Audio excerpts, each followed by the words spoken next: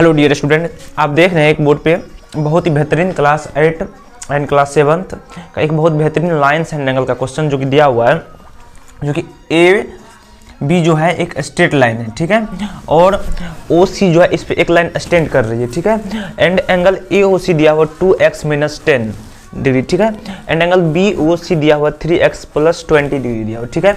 तो हमको क्या करना है, यहाँ से एंगल ए ओ सी का वैल्यू चाहिए and angle B O C का चाहिए। तो इसके लिए क्या करना है, पहले तो एक कॉन्सेप्ट आपको मैं थ्योरी में बताया था कि एक स्ट्रेट लाइन पे जो एंगल स्ट्रेट एंगल जो होता है वो कितना का होता है, टोटल सम वो 180 का होता है, और ये आपको लीनियर पेयर भी दिख रहा है, ठीक है। इसका टोटल सम कितना होना चाहिए, 180 होना चाहिए, ठीक है। यानी ये जो दिया हुआ है, पहले जो दिया रहेगा उसको लिख लेना है। क्या दिया हुआ है, angle A O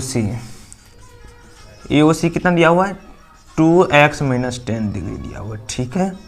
and angle B O C कितना दिया हुआ है, 3x + 20 डिग्री दिया हुआ, ठीक है। आप क्या करिए, इसको इक्वेशन 1 एंड इक्वेशन 2 लीजिए। इक्वेशन 1 एंड इक्वेशन 2 इसलिए ले रहे हैं क्योंकि यहाँ पे फिर x का वैल्यू पुट करेंगे तो ही angle A O C and angle B O C का वैल्यू निकलेगा, ठीक है।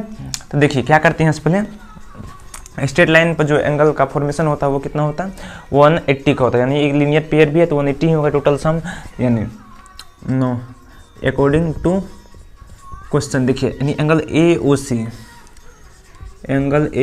Plus angle B O C कितना होगा, टोटल 180 डिग्री का होगा, बिकॉज ऑफ लीनियर पेयर यानी एल पी लीनियर पेयर, ठीक है।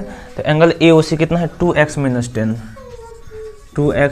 10 plus angle B O C कितना है, 3x + 20 इक्वल 180 डिग्री हो जाएगा, ठीक है। अभी देखिए यहाँ से 2x हो गया और 3x हो गया, कितना हो जाएगा 5x, 20 में से 10 गया, कितना बचेगा 10, तो प्लस का 10 हो गया इक्वल 180 हो जाएगा। अभी देखिए 5x इक्वल क्या होगा, 180 - 10 हो जाएगा, ये प्लस में तो उधर जाएगा तो माइनस में हो जाएगा, ठीक है। अभी देखिए यहाँ से 5x इक्वल हो जाएगा 170 हो जाएगा, 170 डिग्री हो जाएगा।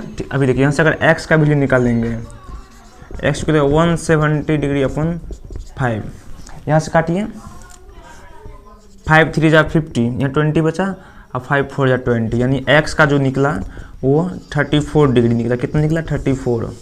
अब ये x का जो 34 निकला है, इनको इक्वेशन 1 में एंड इक्वेशन 2 में आप पुट कीजिएगा तो angle A O C and angle B O C का वैल्यू निकल जाएगा, और फिर जितना वैल्यू निकलेगा वो दोनों को ऐड कीजिएगा, टोटल सम ऑफ 180 आराम से हो जाएगा, ठीक है। तो यहाँ लिखते हैं put the value of x in equation 1। तो इक्वेशन 1 क्या है, एंगल ए ओ सी का, ए ओ सी इक्वल क्या है, 2x - 10 2x, तो x का वैल्यू कितना है, 34 है, 30x - 10 लिखा हुआ, ठीक है।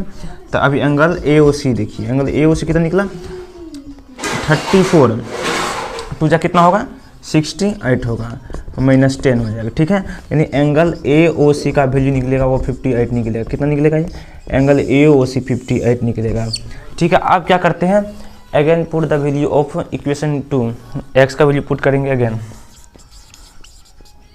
Again put the value of x equation 2। Equation 2 क्या है, एंगल बी ओ सी इक्वल है 3x + 20, ठीक है। 3x का वैल्यू कितना है, 34 है, ठीक है, + 20 है। तो ये मल्टीप्लाई कीजिएगा तो वो कितना होगा, 102 हो जाएगा, कितना होगा 102 डिग्री + 20 डिग्री, तो टोटल कितना हो जाएगा, ये जब निकालिएगा तो angle A O C equal हो जाएगा 122 डिग्री, यानी angle A O C sorry angle B O C क्या होगा, एंगल बी ओ सी कितना होगा 120, यानी ये जो एंगल निकलेगा total angle B O C कितना निकलेगा 122, और ये जो निकलेगा 58 निकलेगा। ये दोनों को अगर आप ऐड कीजिएगा तो टोटल 180 निकलेगा, यानी क्वेश्चन ऐसे बनता है, ठीक है। इस तरह क्वेश्चन को आप आसानी से सॉल्व कर सकते हैं। तो आज क्लास को यहीं खत्म करते हैं, मिलते हैं नेक्स्ट क्लास में इसी प्रकार का अलग लेवल का क्वेश्चन को लेकर, ठीक है। धन्यवाद।